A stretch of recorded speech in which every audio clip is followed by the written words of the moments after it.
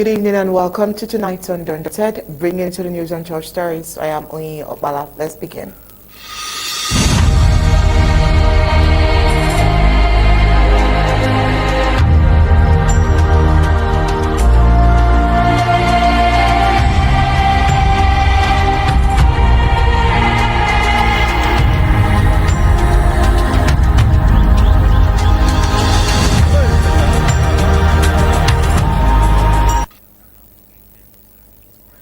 Cameroons traditional rulers have sparked controversy by publicly endorsing 92-year-old President Biya, who has been in power for 42 years, amidst upcoming elections.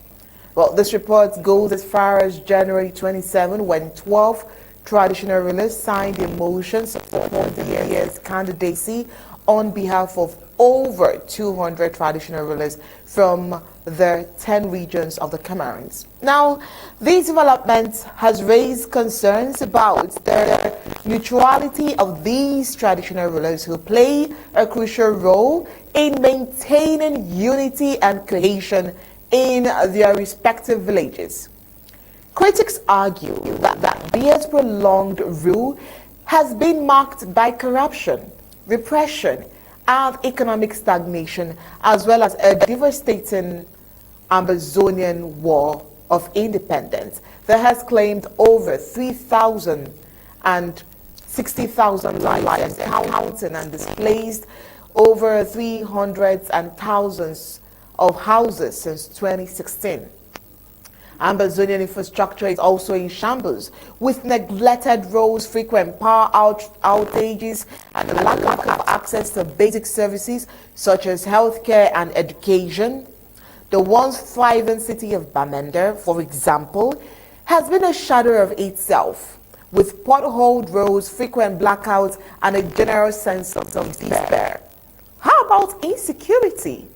Insecurity is also a major concern, with armed groups and bandits roaming the countryside, and the military heavy-handed response to the Amazonian War of Independence has been a major crisis which has resulted to numerous human rights abuses.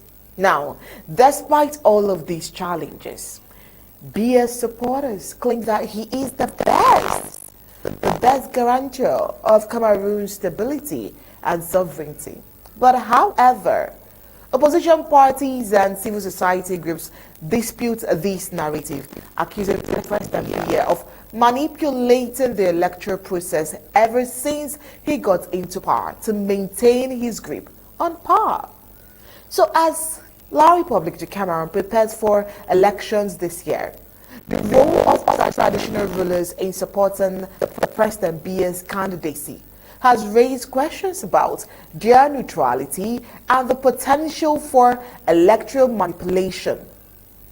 So the situation is further complicated by recent violence in Amazonians, including the death of Ngang, who is a respected sub-chief of Ngarbo, who succumbed to his injury from a colonial military operation on the 10th of February 2025. And so all these and more we'll take a look at on today's Undaunted.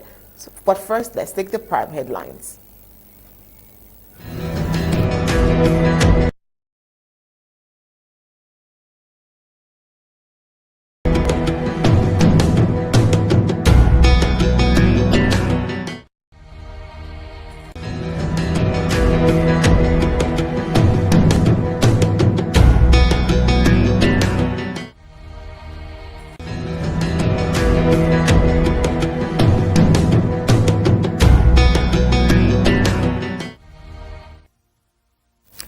Here are the prime headlines for tonight. We'll start with the Ntumbaw community as it mourns the loss of a sub-chief who was eliminated by La Republic de Cameroon terrorists. Also, some traditional authorities are surprisingly in support of the candidacy of President Paul Biya for the upcoming presidential election. A suspect of a murder has been captured in Wom. Meanwhile, La Republic de Cameroon has dragged the Cameroons into winning a spot as one of the world's most corrupt nations. That's not all. Also tonight on Undaunted, a notorious individual who exploited the security situation in Bamenda to harass and extort money from civilians was eliminated on Sunday. And of course, U.S. stunned allies in a surprise shift of stance on Ukraine. Conflict is on the foreign scene. Now let's get the news in full briefings.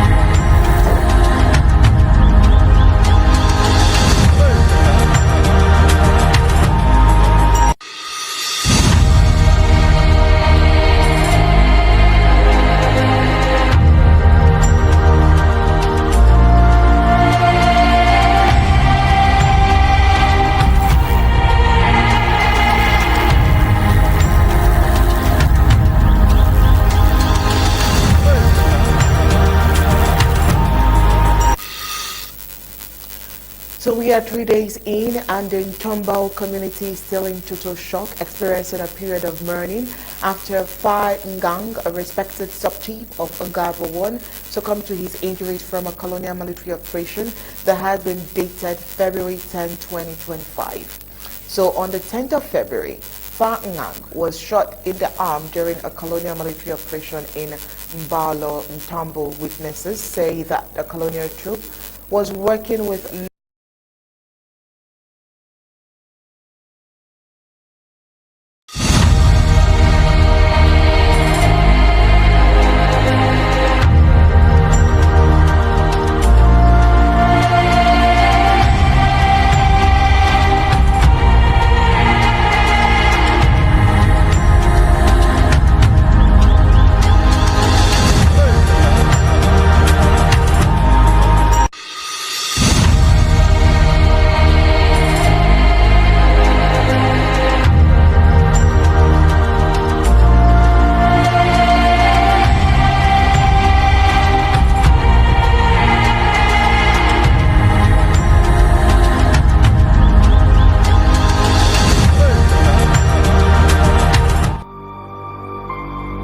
Stand with Ambazonia. Empower ABC Amba TV. We are calling on Ambazonians around the world to unite and uplift ABC Amba TV, Ambazonian Broadcasting Corporation. In this critical time of war, ensuring the station's survival is more important than ever. But what does ABC Amba TV truly represent for Ambazonia? At the heart of Ambazonia's war of independence, ABC Amba TV stands as a beacon. Years of recolonization, annexation, and French Cameroon's oppressive occupation of the southern Cameroon's Ambazonia have led to our exclusion. Our identity was hidden, our history distorted, our sovereignty denied.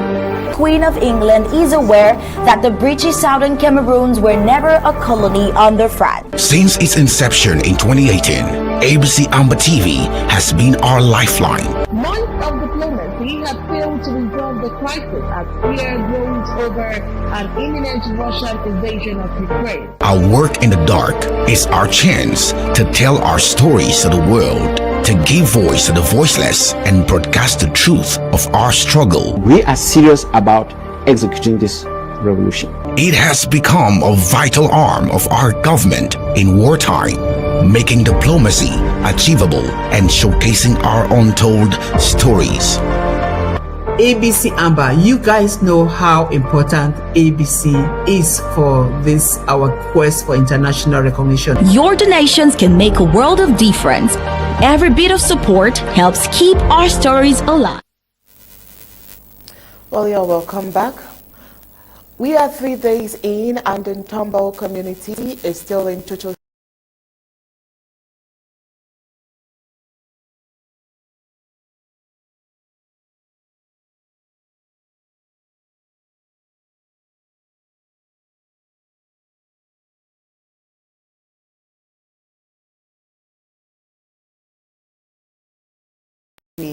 are doing, especially in beating up and, harassing innocent civilians.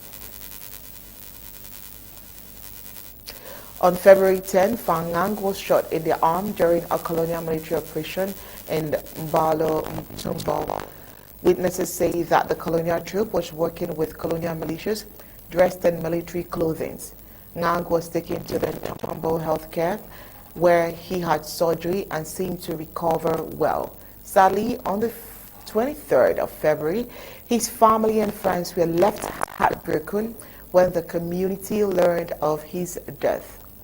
To them, this loss is particularly painful as they are reminded of the Ntumbaw massacre of 2020, where illegal colonial military attacks led to so many civilian deaths.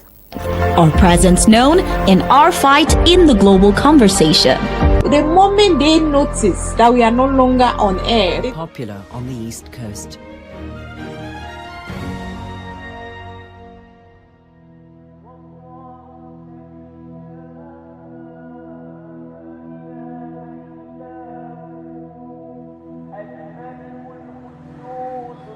Islam is still the dominant religion here today. Also because it has given the many different nomadic groups and places a common identity, Swahili. The word comes from Arabic and means those from the coast. On the East African coast, there was predominantly peaceful Islamization, change through trade.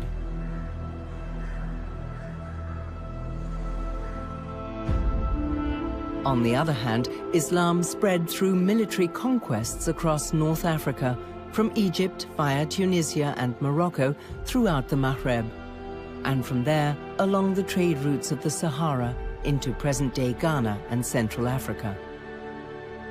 Islam was attractive. It brought science and medicine with it, and regulated many aspects of everyday life in very practical ways.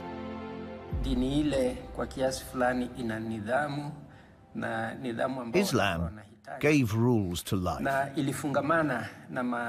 and this discipline helped people because it influences all aspects of everyday life. You can't separate it. Whether it's weddings or funerals or other things, Islam has become a way of life. On the coast of East Africa, a typical daily routine develops for those who speak Swahili. After visiting the mosque, the men meet at the waterfront to drink tea together. Peace be with you. We call this place the English Garden. People come here to relax. They discuss what moves them. They enjoy the sea and the breeze, and they come here to rest. The motto is pole pole. Take it slowly, because in a tropical climate, haste doesn't help. The tea ceremony slows down the pace of everyday life.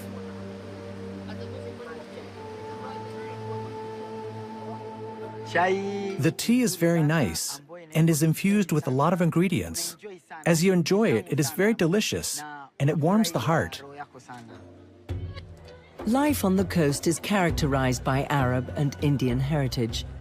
Today, food markets still carry the foodstuffs that arrived early on in East Africa, thanks to the monsoon winds. Cinnamon and the Indian spice mixture garam masala.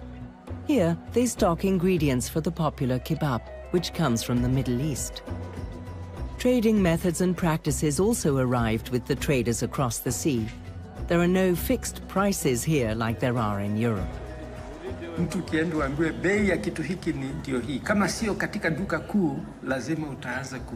If you are given a price there, It is definitely not a fixed price. You start bargaining. It is not a question of a vested right to the lowest price.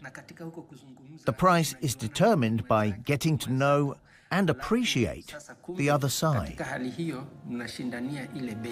The culture of the souks, the markets, has spread to the Islamic-influenced parts of the continent. Each category of goods has a fixed place here. The large markets are hubs of a trade network that stretches from the coast to the most inhospitable interior areas of the continent.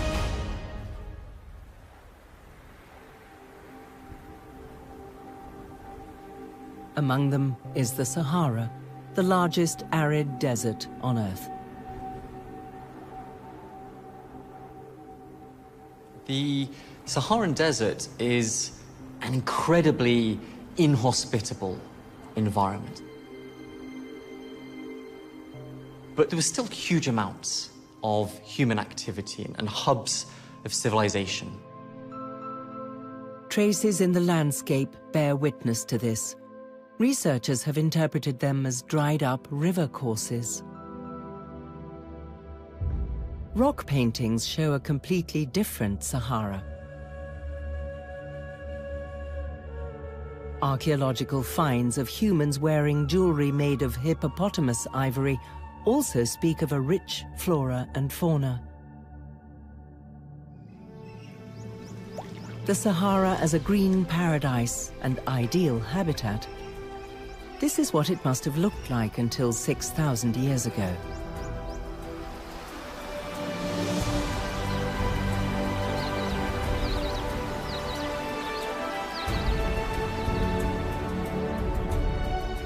Die Sahara ist ein Beispiel für abrupte Klimaänderung. The Sahara is an example of abrupt climate change.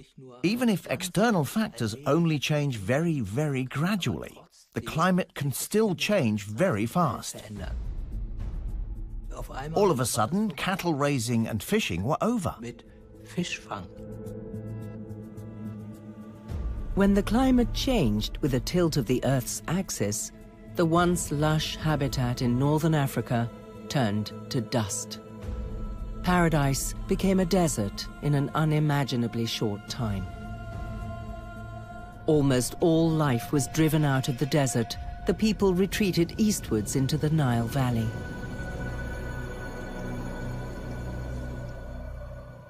The Nile is the only river in North Africa that carries enough water. The flooding of the Nile provided the fertile ground needed for population growth, giving rise to one of the most powerful advanced civilizations in history. Ancient Egypt. Major power on the Nile. One of the most powerful empires in history. Emerging from a uniquely human-friendly natural occurrence.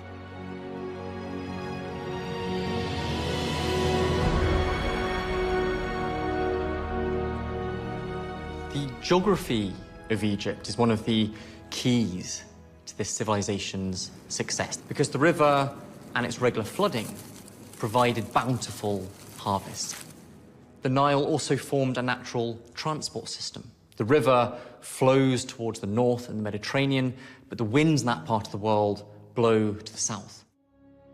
So you can flow downriver in a boat and then sail back up again. It's a natural artery of communication and trade, which helped move around people and the produce of your agriculture, but also armies, to unify Egypt into a single empire. Egypt still benefits from the conditions in the Nile Valley today. It's a very densely populated country. After South Africa, the Nile region has the most modern industry on the continent. But its lifeline, increasingly under threat, remains the Nile, with the agriculture on both banks still intended largely for export, as it has done for millennia.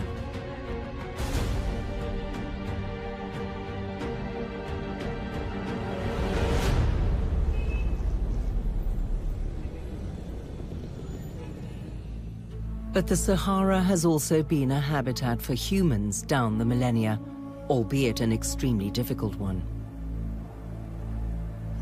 It is hard to cross a place where you can't rely on stopping to take on water, to keep your traders alive, the merchants alive, as well as beasts of burden they're using to carry your wares. But the Saharan desert wasn't impassable. There were trade routes with caravans of camels, leasing back and forth across the desert. So although the Sahara did serve as a large barrier between the north and south of Africa, it wasn't impassable. Berber nomads are key figures in this region, commissioned couriers.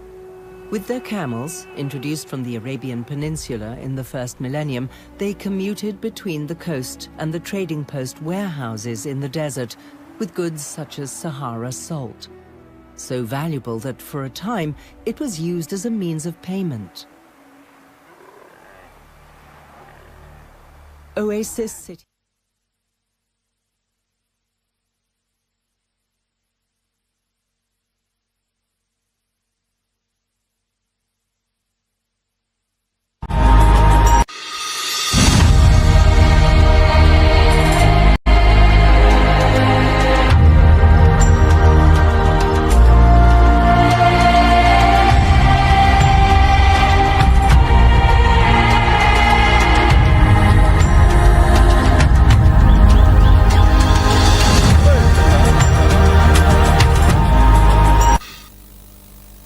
Well, you're welcome back. We'll continue with the Ntumbaw story. So like we said earlier on, we are 3 days in and the Ntumbaw community is still in total shock, experiencing a period of mourning after Fa Ngang, a respected sub-chief of Ntumbaw, succumbed to his injuries from a colonial military operation from the 10th of February 2025. Well, this report in full says on the 10th of February, Fa Ngang was shot in the arm during a colonial military operation in Mbalo, Ntumbaw. Witnesses say that the colonial troop was working with local militias dressed in military clothing. Ngang was taken to the Ntumbaw Health Center where he had surgery and seemed to recover well. Sadly, on the 23rd of February, his family and friends were left heartbroken when the community learned of his death. To them, this loss is particularly painful as they are reminded of the Ntumbaw massacre in 2020, where illegal colonial military attacks led to many civilian deaths. Moving on to other reports for tonight, some traditional funds and authorities are surprisingly in support of the candidacy of President Paul Biya for the upcoming presidential election. So traditional rulers in the Cameroons are fast becoming what we can tag as militants of the ruling Cameroon's People's Democratic Movement. Their actions and pronouncements in recent times affirms this conclusion as Cameroonians prepare for the elections this year. The neutrality of traditional rulers who play a vital role in unity and cohesion in their villages has been put into question. This was after they embarked on declaring support for a 92-year-old president and the leader of the CPDM political party. On January 27th, we told you that 12 traditional rulers signed a motion endorsing President Biya's candidacy on behalf of over 200 traditional rulers from the 10 regions of the Cameroons who met in a conclave in Yaoundé, the colonial political capital of the Federal Republic. Now, a few days after the outing of the so-called Council of Traditional Rulers of Cameroons, Muslim traditional chiefs and imams of the 3 zones of La Republique du Cameroon were received by the Colonial Territorial Administrator, Paul Atanganji. The over 40 chiefs handed a declaration to the colonial minister, throwing their weight behind Paul Biya and urging him to be their preferred candidate in the upcoming elections because of the brown envelopes promised them. The most recent of such declaration is that of traditional rulers from the Atlantic zone of the Federal Republic of Ambazonians. Well, meeting under the aegis of the Southwest Chiefs Conference, they not only called on President Biya to be candidate, but urged him to launch his presidential campaign in Buea. And we already know the stance of Ambazonians when it comes to this. The open declaration by traditional rulers have therefore reignited lingering debate on their vital role in fostering unity and living together in local communities.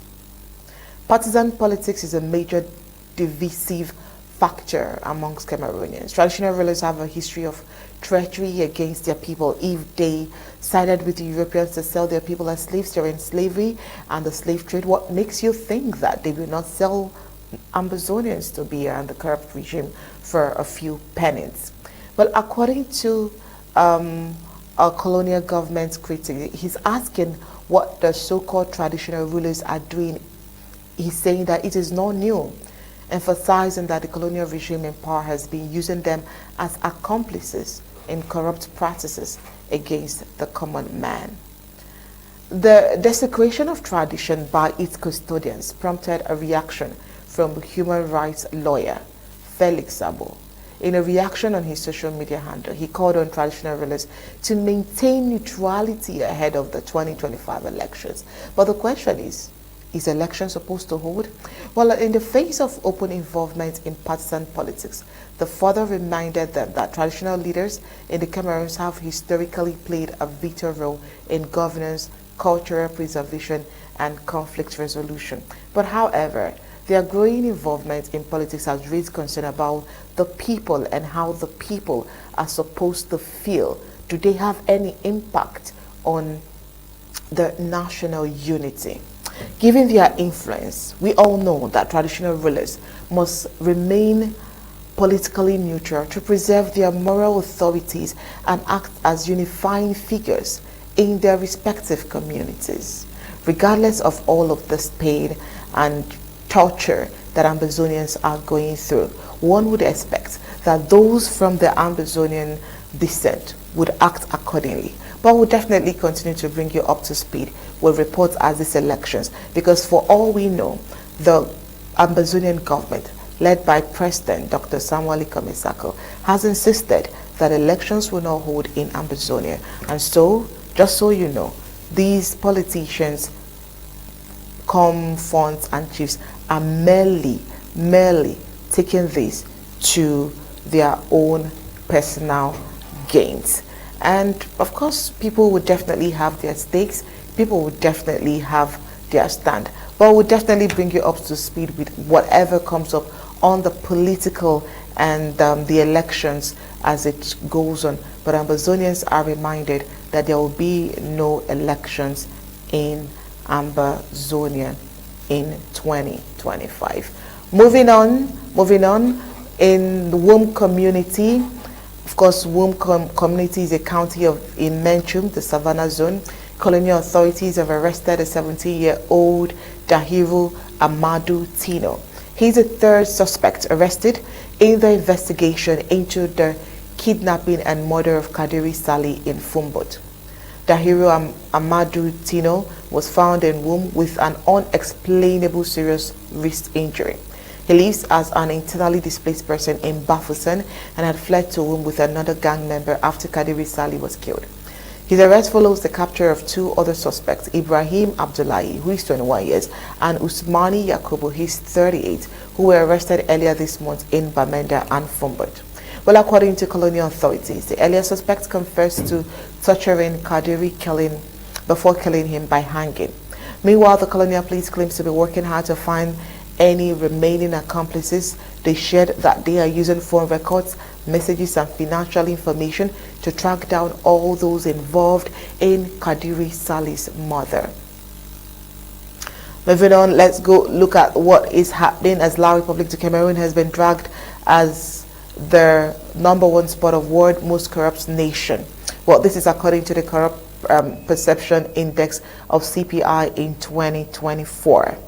The Cameroons have once again been ranked among the worst most corrupt nation or countries, thanks to La République du Cameroon's regime. This is according to their Corruption Perception Index. The ranking is contained in a report released by Transparency International on the 11th of February 2025. The global civil society organization leading the fight against corruption stressed that corruption remains alarming in Cameroons in particular. Transparency International regretted the fact that corruption has become a norm in the Cameroons. Well, according to the global movement that works to end injustices of corruption by promoting transparency, accountability, and integrity, Cameroon's ranking in CPI 2024 is hardly surprising. Transparency International also highlighted that concerns remain about the effectiveness of governance in the management of public resources, including taxpayers' money. They also mentioned that all this is explained in the 2024 report of the National Anti-Corruption Commission, which revealed that the country has lost more than 114 billion francs CFA to corruption. The value of this loss, which has serious consequences on the country's development, represents a veritable hemorrhage for Cameroon's public finances. Transparency International also questioned where the monies made through corrupt practices has gone. Well, in 2024, they said the Cameroons were suspended from Extractive Industries Transparency Initiative for the second time in 3 years for severe reasons. Embarrassing enough, with these failures, selfish traditional authorities are still supporting the candidacy of the president for another mandate. This continuous shame that Ambazonians is suffering is because of this union with La République du Cameroon, and it can only be stopped through the legitimate separation that Ambazonians have been gunning for. Because that is not even all. Insecurity and robbery is an order for the day. Just like this report where a notorious individual who exploited the security situation in Bamenda to harass and extort people, he was unjustly killed on Sunday.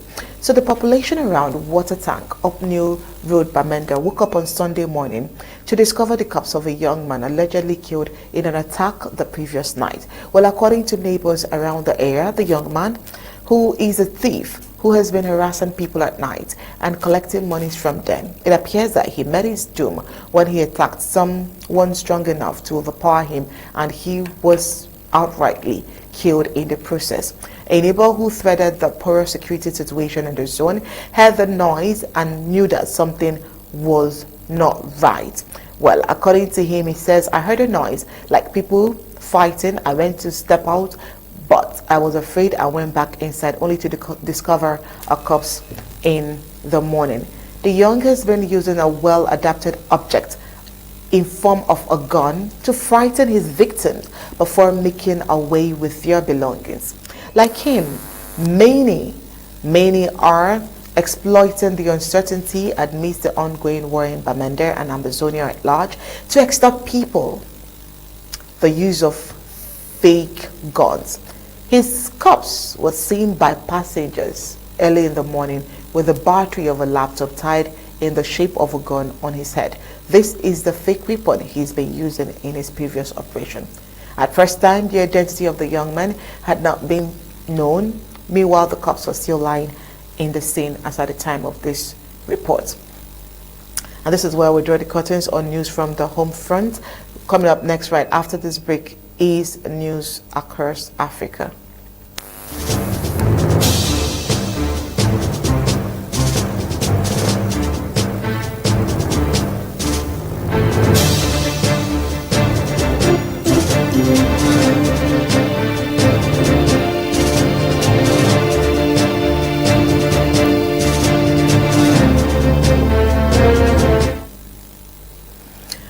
Well, Moroccan authorities have dismantled a 12-member terrorist cell loyal to the Islamic State in the Sahel, preventing planned attacks on both national and international targets. The country's counter-terrorism agency announced this on Monday. All the suspects, who are aged between 18 to 40, were apprehended in coordinated raids across 9 cities. Investigators revealed that the group had been receiving instructions from a Libyan ISIS leader. Well, according to Habub Shakau, head of Morocco's Central Bureau of Judicial Investigation. Most of the individuals had been radicalized online and held only occasional jobs, operating under the name Lions of the Caliphate in the Maghreb AI, Morocco. The cell was planning remote-controlled bomb attacks. Security forces seized explosive devices, chemical substances, and a weapon cache, including automatic firearms and handguns, during an operation in the Erishidir, which is a southeastern region near the Algerian border. The weapons had been smuggled into the country under order from the ISIS leader.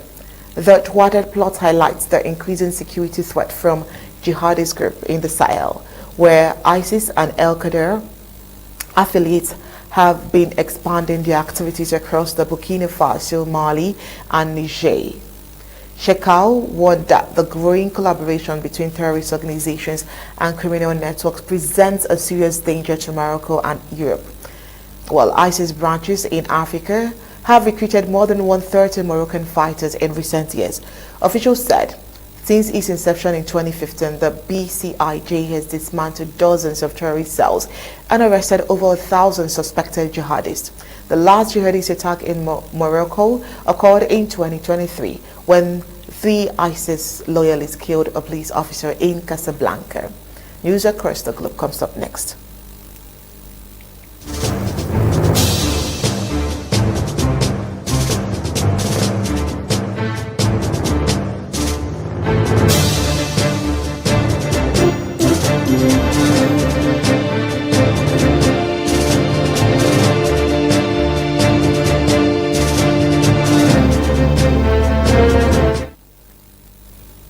Well, in another move, the United States has sided with Russia in 2 UN resolutions regarding Ukraine, marking a significant departure from a traditional stand on the conflict.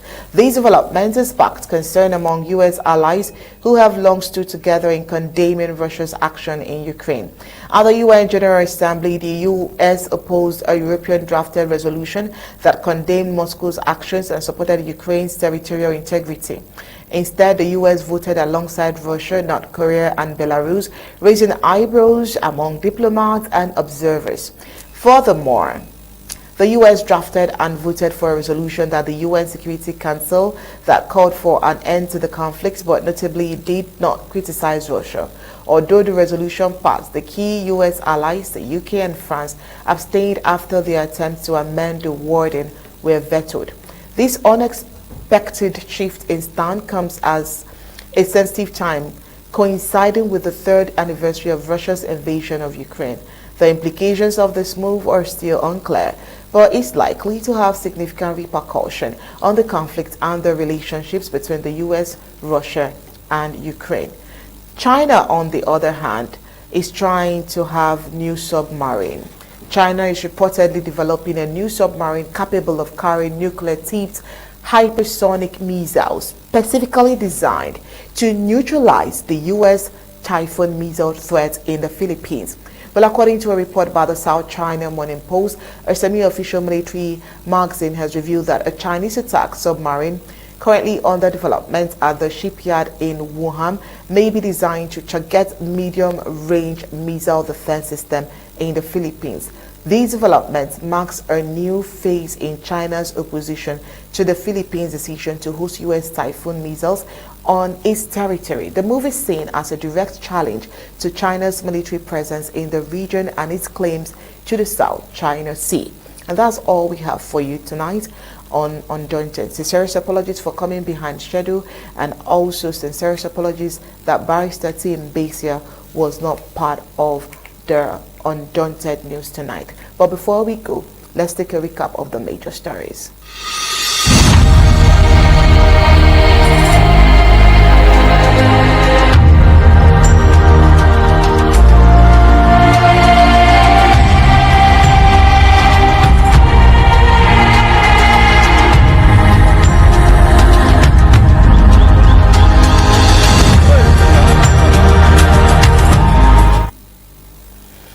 Well, tonight on Undaunted, we told you that in Ntumbaw community is mourning loss of sub-chief killed by La Republic to Cameroon terrorists.